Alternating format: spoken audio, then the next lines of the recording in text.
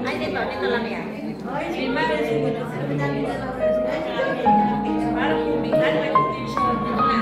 May mga last. Batang bata. Yung ba?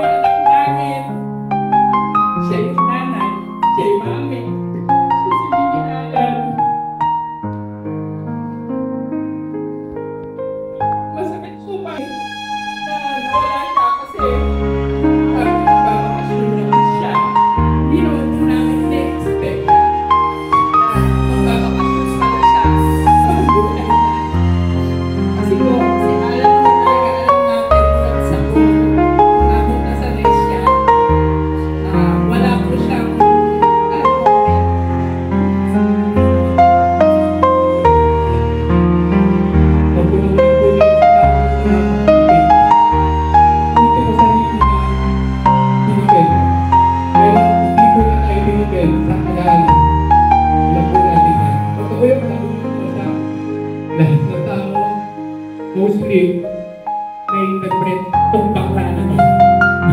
Si Alan, na bakla. Yung bakla, si Alan. Kung ano mo pong sabihin, laging nakakabit sa pangalan ni Alan ang salitang bakla. Na, nung nakilala ko po ang bakla si Alan, ang pananaw ko po sa buhay hindi nabago. Hindi man malaki, pero naging malaking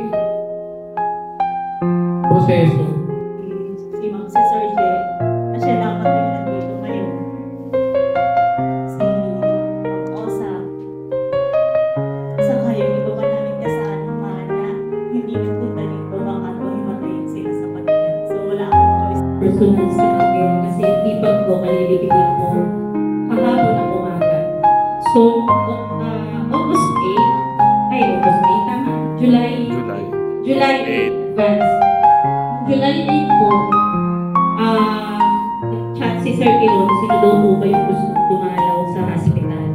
So, kasalukuyan po nasa hospital din po yung tibag ko. Malapit na rin po siya kumalaw mga time.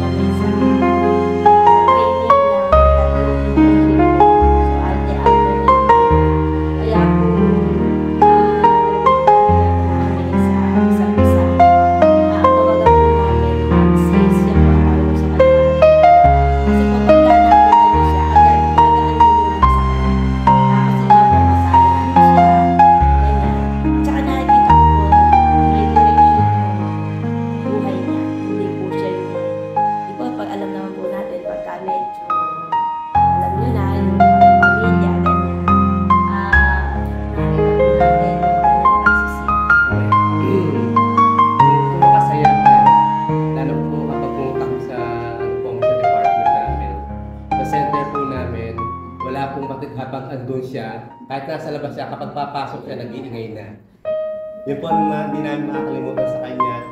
Napakasipag kong guro, kahit na yung lalamunan niya masakit na, bakit kaya niya pumapasok pa rin po. Sabi nga namin, pagbigay ka na ng activity para mapahinga yung lalamunan mo, ayaw pa rin magpatigil. Sabi ko sa kanya, konti na lang, muntik na niya ako makasama sa stock market. Kasi iwahan na kami join sa stock market pati sa Davao. Maraming memories, masakit man, napilayan man ang aralin palito ng department. Pero pinapangako namin sa kanya na tataguyod namin kasama sa mga tagumpay na aralin palito ng department.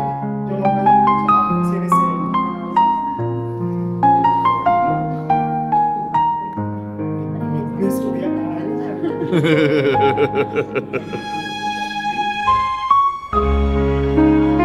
po kasi siguro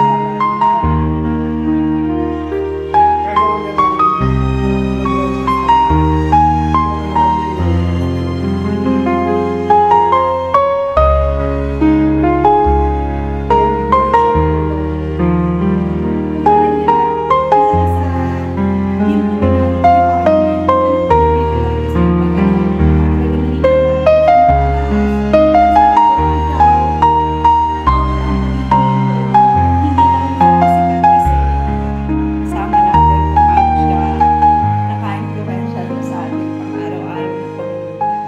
Pero,